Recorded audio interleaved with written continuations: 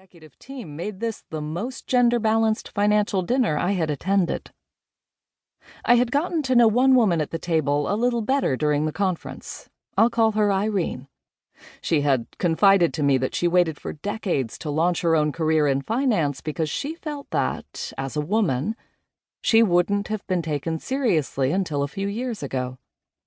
I had assured her that she was in the right place, that our affinity networks were created with her in mind. As the night went on, I lost track of how long we had been there. I excused myself to use the restroom. As I pushed open the heavy door to re-enter the main restaurant, I saw there were no guests left. Tables had been wiped and chairs were stacked against the walls. I cringed. The waitstaff were patiently standing by the walls, hands folded over their aprons, waiting for us. We were already an hour over our time. We were the customers I had dreaded in a previous life. I apologized and said I'd try to get our group to wrap it up.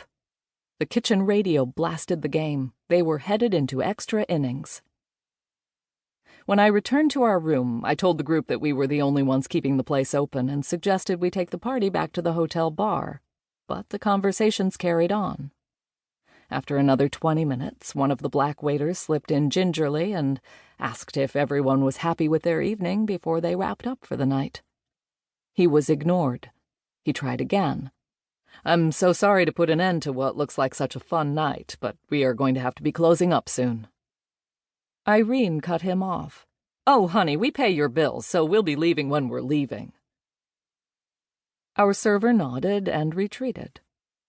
As the door was slowly closing, but still partially open, Irene exclaimed loudly to the whole room as if sharing a joke she needed everyone to hear the setup for. "You know what I miss?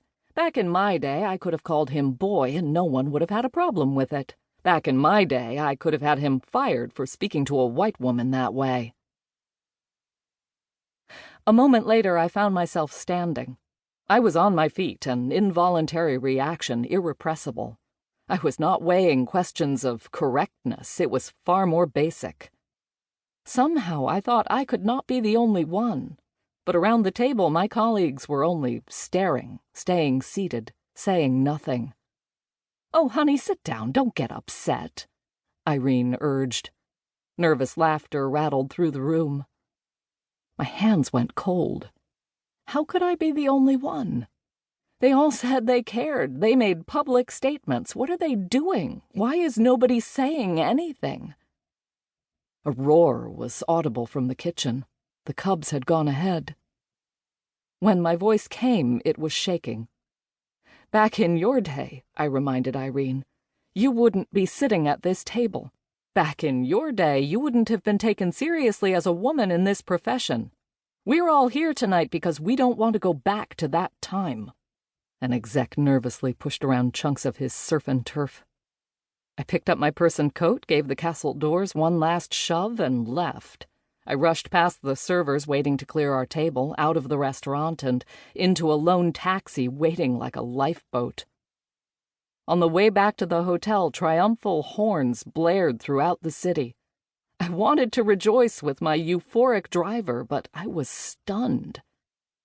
I was not a victim in this situation, nor was I a hero. I was simply mistaken. I thought that because our company had invested in these inclusion initiatives, our culture had actually changed. I thought the executives sitting at that table who had stated their commitment to diversity and attended trainings would have stood with me. I didn't think I was going to be alone. We had checked all the right boxes, but the unspoken code of conduct hadn't changed. We had our moment of truth, and nobody stood up. And by running the programs that let us think we were the good guys, I was complicit. How had this happened? The following Monday, I got the call from HR. My position no longer existed in the organization. I was terminated, effective immediately. The reason given was a recent merger. I knew about that merger. I had helped coordinate the resulting reorg, and I knew that all staffing decisions had been made months ago. So I found this difficult to believe. Either way, we were happy to part ways. A few months later, I attended a CEO...